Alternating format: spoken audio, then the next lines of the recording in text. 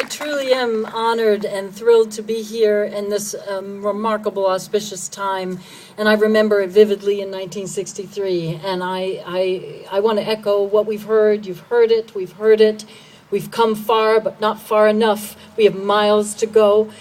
The message from the Connecticut Center for Nonviolence is one of history, one of really understanding where we are, who we are, and how we interrelate to one another as a nation, as individuals, as different races, as different cultures, as different traditions. And what I want to say about that, all this we're hearing, to me what I hear, what I know to be true, is yes, we passed laws to desegregate, but we did not integrate. I will say that in my work throughout Connecticut, I've been teaching artists in schools for 25 years. I've been the director and founder of the Center for Nonviolence for 10 years.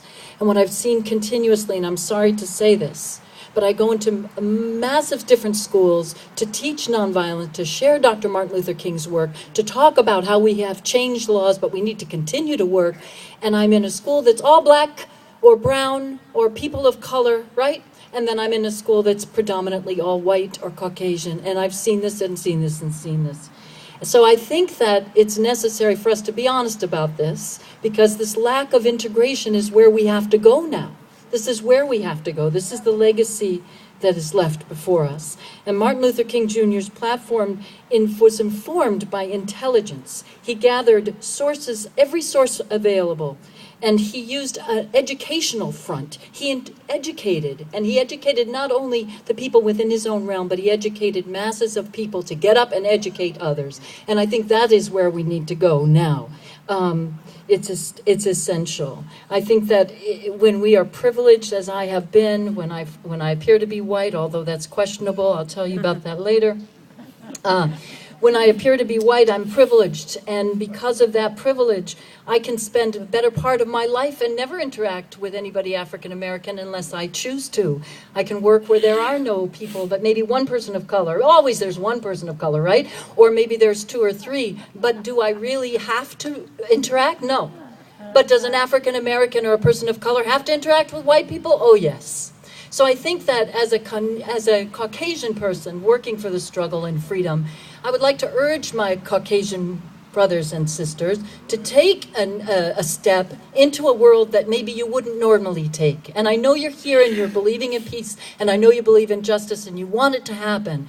But unless we truly educate ourselves about the African American experience in America, we are not truly being honest. And if we do not educate ourselves about how we contribute to the separation and the distance, we are not being honest.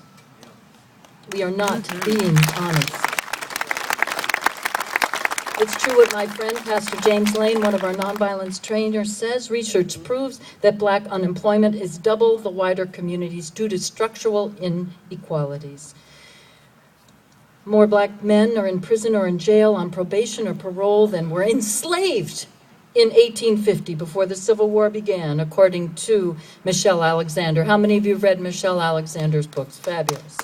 Most of the increase is due to the war on drugs, a war waged almost exclusively in poor communities of color, even though studies have shown that whites use and sell illegal drugs at the rates equal to or above blacks. But in some black inner city communities, 4 or 5 out of 5 black youth can expect to be caught in the criminal justice system during their lifetimes.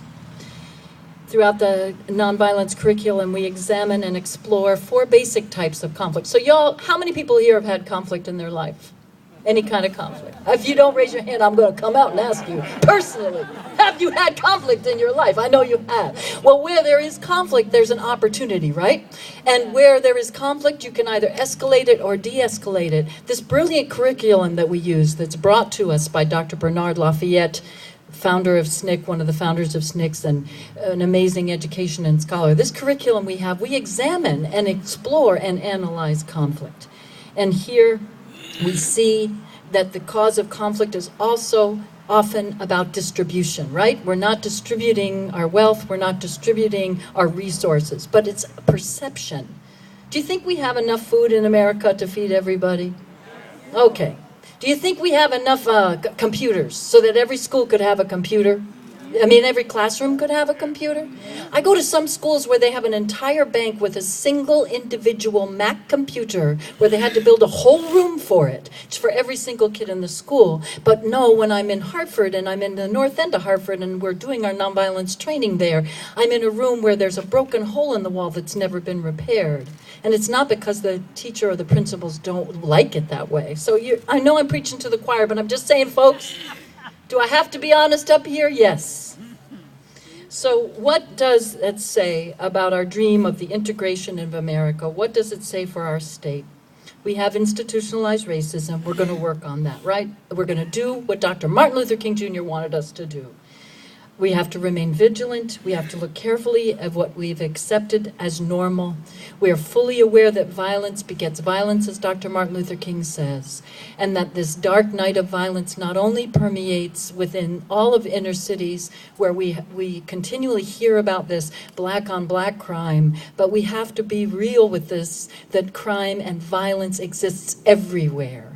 And that when we are in Newtown, Connecticut, and we experience violence, it's as devastating and horrific as it could be anywhere in the United States. And it's not a mystery that it would show up there, because in our private houses, there's domestic violence. And in our private houses, there are medicine cabinets filled with addicting drugs. And in our communities, there's a lot of isolation. So the beloved community is imploring us to come together and stop isolating, come together and start working, come together and start building, come together and start loving, educate ourselves, educate each other.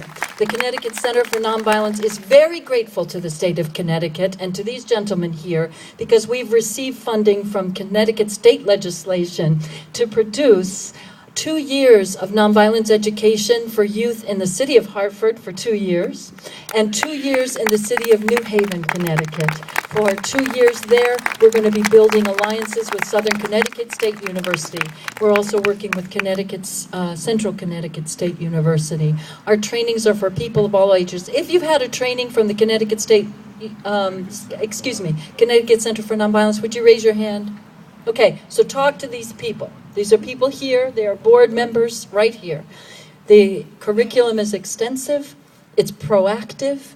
It explores. It examines. It encourages. And it lifts the beloved community up to a high, high level.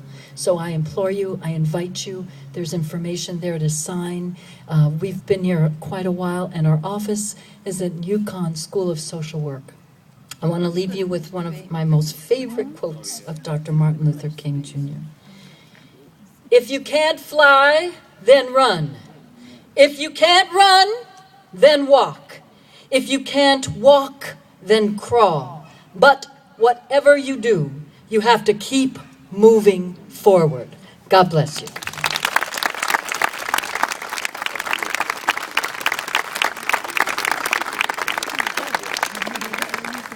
Thank you very much, Director.